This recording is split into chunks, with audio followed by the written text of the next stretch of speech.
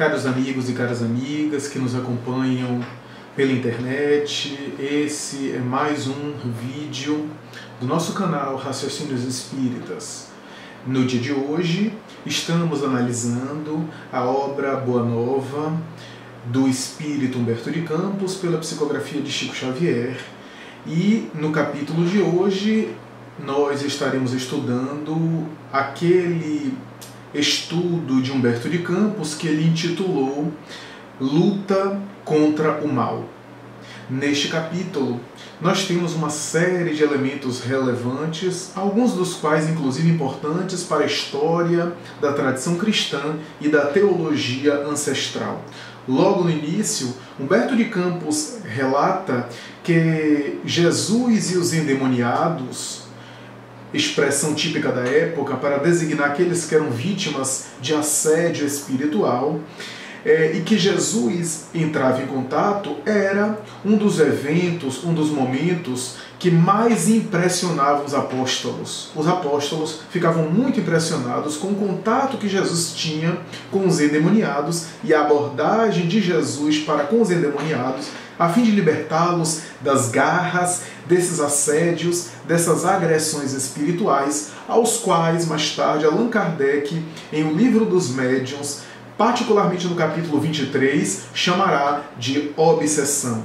Essas influências espirituais nefastas que estão presentes na história da humanidade e que azucrinaram, atenazaram e perturbaram dezenas de milhões de vidas ao longo da história. A obsessão não escolhe classe social, condição econômica, situação política, destaque, fama ou anonimato, não escolhe epiderme, etnia, não escolhe a aristocracia ou o povo plebeu, não escolhe a situação geopolítica no qual a pessoa está inserida, se a pessoa é doente ou saudável fisicamente, se a pessoa é de um gênero específico ou de uma religião ou de uma filosofia, ou é ateu, cético. A obsessão é um fenômeno humano que está presente na história da humanidade e que vitima e vitimou uma série de pessoas, às vezes inclusive esmagando os mais belos ideais. Quando Jesus entra em contato com esses vítimas de obsessão, particularmente aqueles que eram chamados na época de endemoniados, isso espanta os apóstolos. E Humberto de Campos tem a oportunidade de assim considerar em colocações muito bonitas, muito especiais. Até que em determinado momento, Humberto de Campos fala do apóstolo Tadeu. É interessante essa informação porque nós não temos na tradição cristã da Bíblia muitas informações específicas a respeito desse apóstolo, desse que fazia parte dos 12 apóstolos do seu famoso colégio apostólico.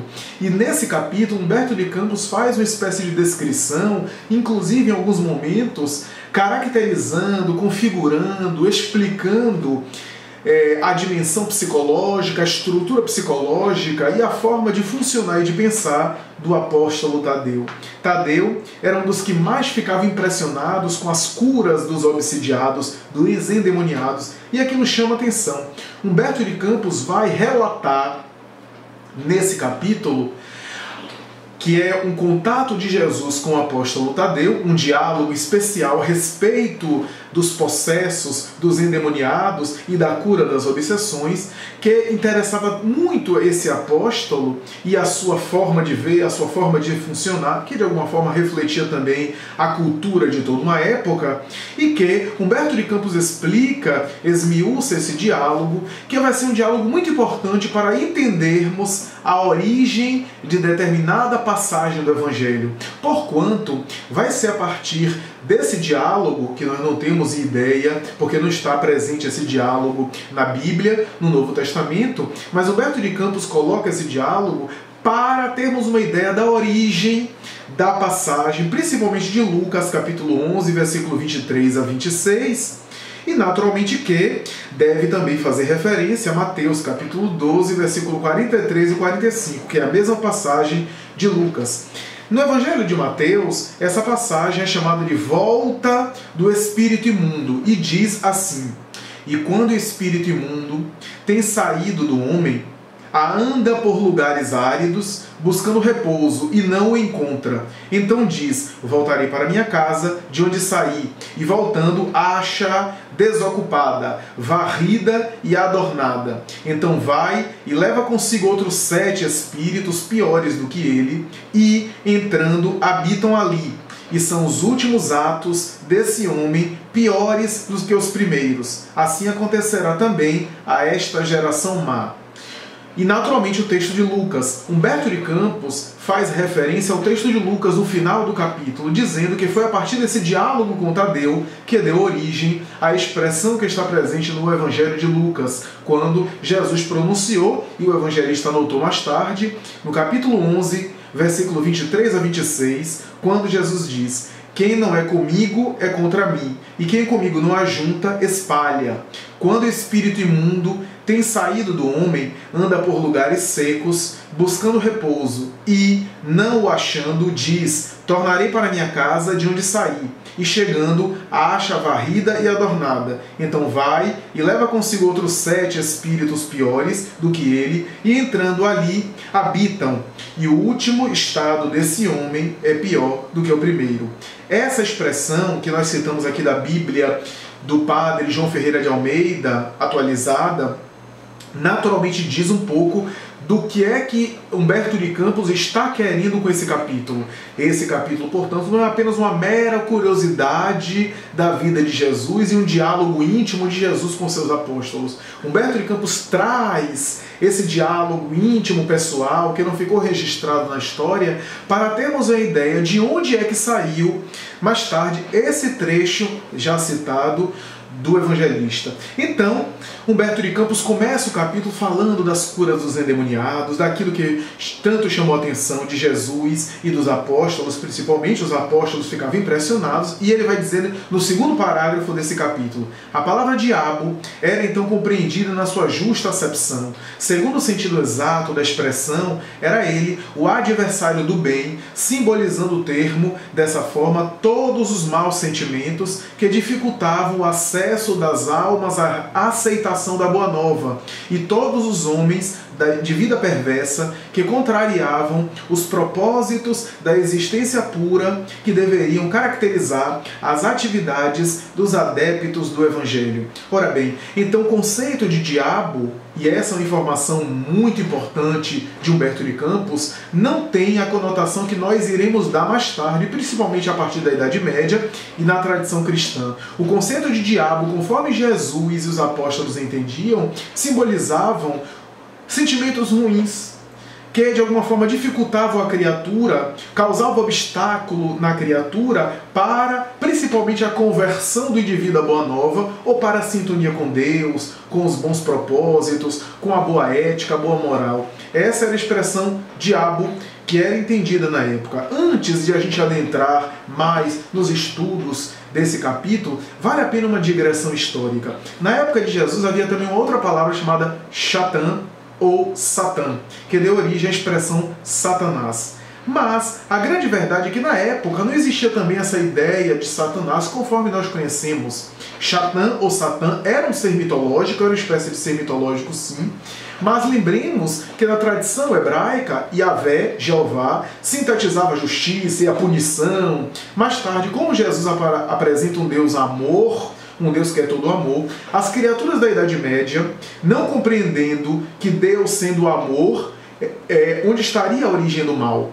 Se no próprio Deus não havia também a punição, a vingança, a perseguição, como era o Deus de Moisés, que estabelecia a guerra, que apoiava guerras contra povos, que punia a criatura de maneira até vingativa, de maneira perversa, esse era o Deus apresentado pelo grande legislador para atender ao nível de consciência das massas na época. Jesus apresentando Deus como um pai amoroso e bom, é natural que a criatura religiosa da Idade Média, em sua maioria mais instinto do que razão, não compreendendo a profundidade do ensinamento de Jesus, teria que criar, construir alguém que simbolizasse o mal, já que não seria o próprio Deus. Então, é natural que essa dicotomia de um ser perverso das trevas, voltado eternamente para o mal, perpetuamente para o mal, e com seus áulicos, com a sua equipe de seres diabólicos, é um erro de hermenêutica, que não encontra respaldo suficientemente fundamentado nas tradições do Evangelho e principalmente no Antigo Testamento, porque o hebreu não concebia Satanás conforme mais tarde a Idade Média vai conceber. Portanto, é um erro de interpretação, um erro de hermenêutica. A palavra Satan, que daria origem no hebraico a Satanás, significa tentação ou tentador. É notável perceber que o espírito Carlos Torres Pastorino, na obra Impermanência e Imortalidade, psicografada por Divaldo Franco e editada pela Federação Espírita Brasileira, vai dizer o seguinte: em hebraico, Satã não significa apenas Satanás, espírito diabólico. Satan ou Satã é considerado como o acusador, o tentador, o obstáculo. Esse obstáculo pode se apresentar como tentação, acusação, perturbação espiritual, dificuldade de qualquer porte, especialmente quando se abraça um ideal de elevação moral.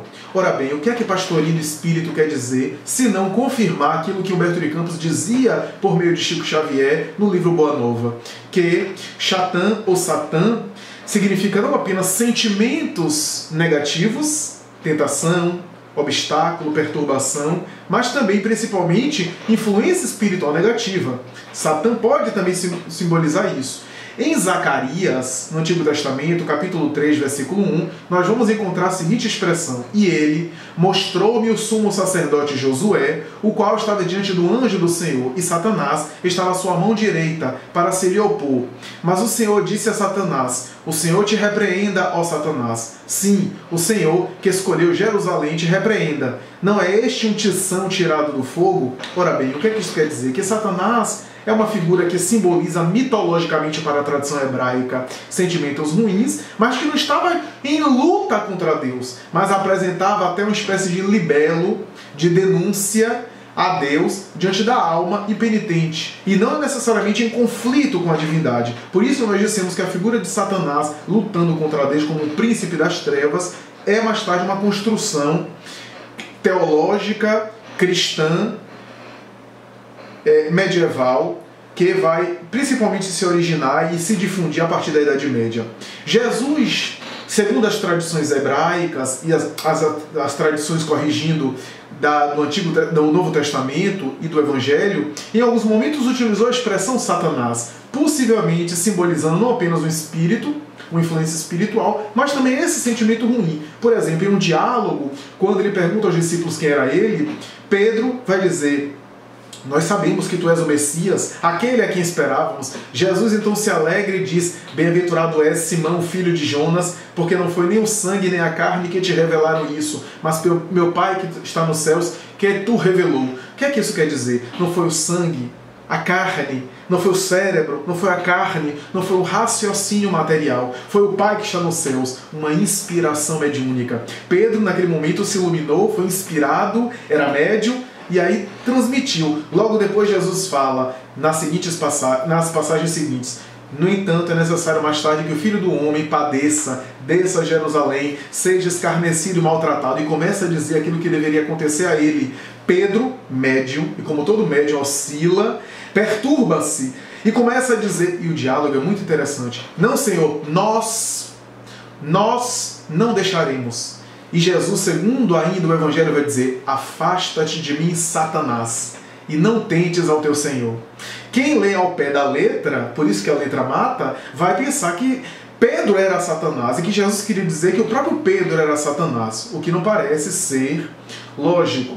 Em verdade, Jesus estava possivelmente, naquele momento de perturbação, Pedro sintonizou com a entidade negativa e Jesus estava repreendendo a entidade negativa: afasta-te de mim, Satanás, e não tentes ao teu Senhor. Era, portanto, a visão profunda de Jesus. E naturalmente também fazendo alusão aos sentimentos negativos. Mas nós temos também outras expressões. Por exemplo, em Apocalipse, capítulo 20, versículo 1 a 3, nós temos a descrição de João, do Apocalipse, simbolizando diabo e Satanás, como sendo a figura da antiga serpente que está presente em Gênesis de Moisés e que se transforma em um grande dragão. É o símbolo da serpente que cresce, se transforma num dragão como sendo um símbolo do mal. É simbólico, até porque o Apocalipse de João é muito difícil de entender, de explicar, porque é todo ele feito de símbolos muito complexos. Fala de um dragão, que era uma antiga serpente, fazendo alusão a Gênesis, que é o diabo e Satanás, e que amarrou por 1000 anos, descendo do céu, um anjo. E aí por diante. Essa ideia é que deu origem à expressão de Lúcifer, um anjo que desce dos céus e foi castigado por Deus e agora foi aos infernos, embora não exista essa história no Evangelho. Essa história de que Lúcifer é um anjo que desceu e que foi castigado por Deus e está em luta contra Deus é, mais tarde, uma construção teológica que não encontra respaldo no Evangelho de Jesus. Alguns atribuem essa construção a partir de São Jerônimo, com a Vulgata Latina, quando ele construiu a Vulgata Latina, que deu origem à Bíblia que nós conhecemos, pelo menos na sua maioria das traduções, e naturalmente que tem essa ideia de diabo, de Satanás, como sendo um anjo mau que se revoltou contra Deus e está em constante luta contra o Criador, como se isso fosse possível. Uma criatura originada de Deus e que agora está disputando em igualdade de condições com o Criador. Seria uma luta desigual, aliás, porque o Criador de todas as coisas não pode se igualar a uma própria criatura. Então, portanto, é a mentalidade. O termo demônio, no entanto, que vem de daimon, que é um termo grego, porque Satã é hebraico, mas diabo vem de diabolos do grego ou diabolus do latim, que é uma outra expressão, e demônio vem de daimon, uma palavra grega, que significava originalmente gênio, inteligência e ser espiritual. Daí Sócrates, referido por Platão, vai dizer Platão que Sócrates, em momentos de inspiração, em momentos de grande reflexão, era inspirado pelo seu daimon, por seu anjo da guarda. E várias vezes nós vimos nas obras de Sócrates, ou melhor, de Platão, que falava sobre Sócrates, a presença do seu daimon, do seu anjo da guarda. Na Grécia havia os daimon, os seres tutelares, os anjos tutelares pela família. Mais tarde essa palavra sofreu uma corrupção de significado, passando a configurar a entidade perversa, anjo mau, que não corresponde ao seu significado inicial. O termo diabo, no entanto, que dá origem à expressão diabolos, grego diabolos, latim, significa também acusador, caluniador. Portanto, é um erro de hermenêutica colocar diabo como sendo um ser voltado para o mal em luta contra Deus, né? Segundo as tradições dos melhores estudiosos, é provável que a expressão diabo, mais tarde, configurada na Idade Média como um ser de chifres, de cauda, com um bidente, um tridente na mão, seria oriunda da figura mitológica do deus Pan na Grécia. O deus Pan na Grécia, que atormentava as pessoas, tinha chifre, tinha cauda. Essa, pelo menos, é a referência. Portanto, uma espécie de influência da mitologia pagã, da mitologia grega.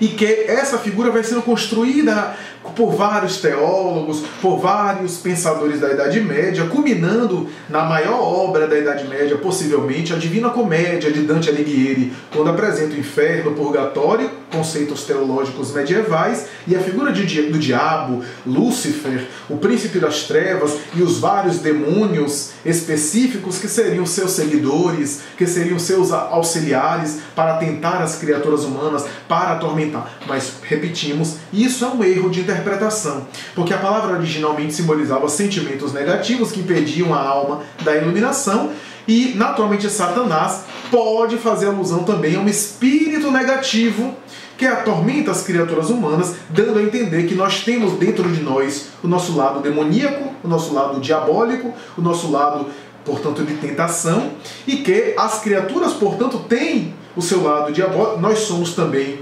diabos, nesse sentido, nós temos uma dimensão diabólica, cada criatura, e por isso temos também seres espirituais que são criaturas que, voltadas para o mal, podem ser configuradas como demônios, diabos ou Satã, Satanás, nesse sentido, e não uma criatura voltada para sempre para o mal, cativando outras criaturas, naturalmente atormentando, que essa é uma construção da Idade Média da teologia cristã. Mas vamos agora às colocações do livro Boa Nova. Nós encontramos, por exemplo, uma pobre demente, diz Humberto de Campos, uma pessoa alucinada, vítima de transtornos, sendo encaminhada para Tadeu, porque o mestre, com alguns dos seus discípulos, havia saído em missão especial em outro local. Tadeu recebe essa senhora e, com seus recursos psíquicos, os seus recursos oracionais, não consegue libertar aquela senhora de uma obsessão cruel, de uma interferência espiritual negativa, e cai em profundas reflexões. Ao cair em reflexão, Tadeu pensa por que não havia conseguido lograr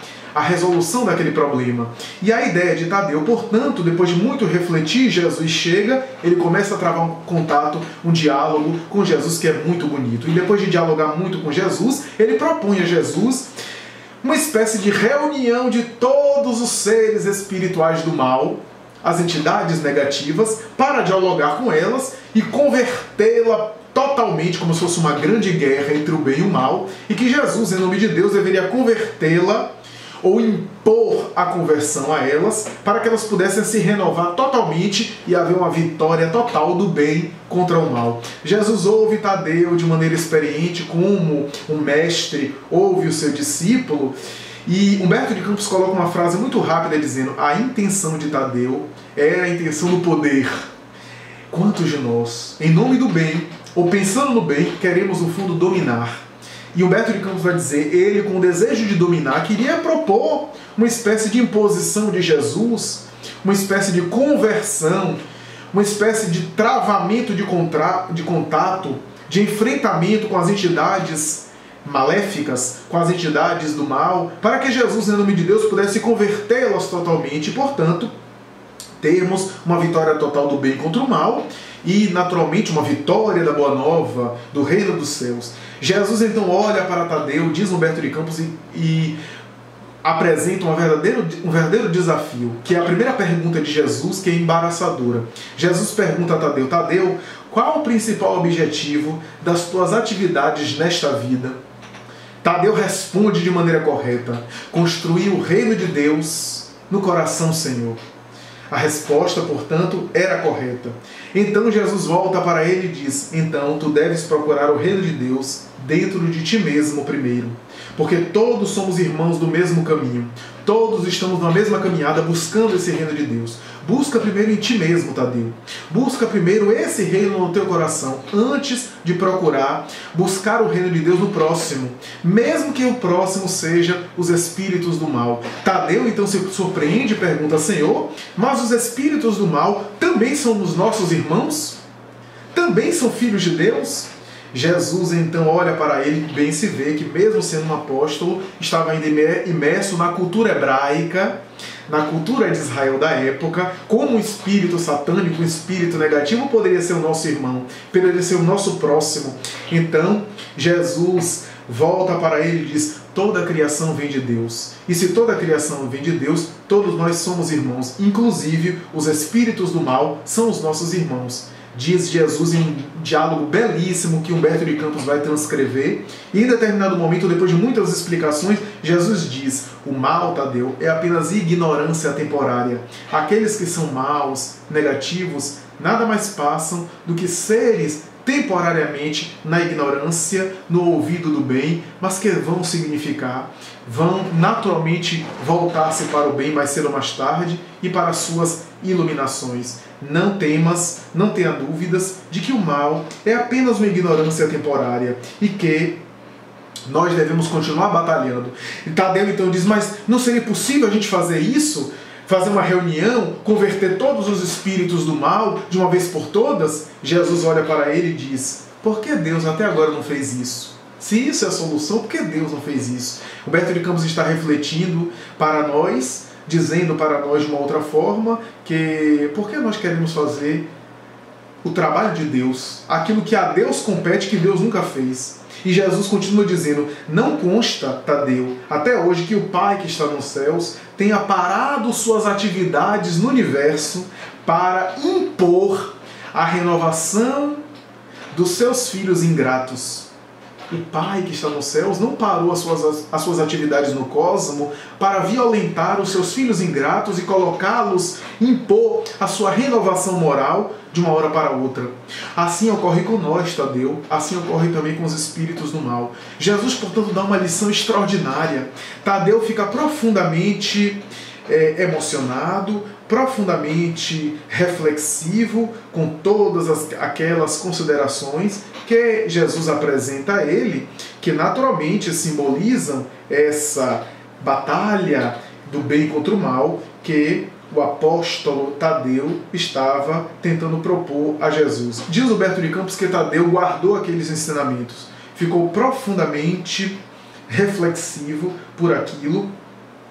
E, em determinado momento, ele vai dizer: mas, Senhor, vossas palavras são sempre sábias, entretanto, o que é que eu necessitarei para afastar as entidades da sombra quando o seu império se estabeleça nas almas?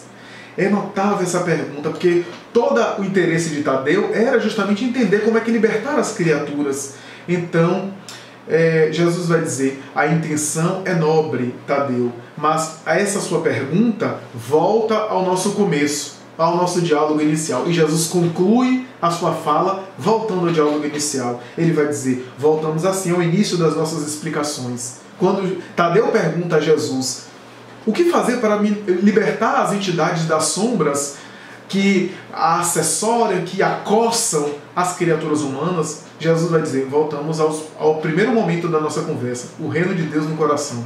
É necessário que tu, Tadeu, se ilumine. Em outras palavras, Jesus falou isso. É necessário que você se ilumine primeiro, que você acenda uma luz interior, porque quando você fizer isso, naturalmente que as trevas não encontrarão guarida. Só conseguirás ir na direção da ignorância quando alcançares sabedoria dentro de ti mesmo, para poder dialogar com os espíritos das trevas e dar uma aula, Jesus, nessa colocação de desobsessão, que é uma das técnicas e um dos temas basilares da doutrina espírita. Por isso, nós sempre afirmamos que o Espiritismo revive a mensagem de Jesus em espírito e verdade.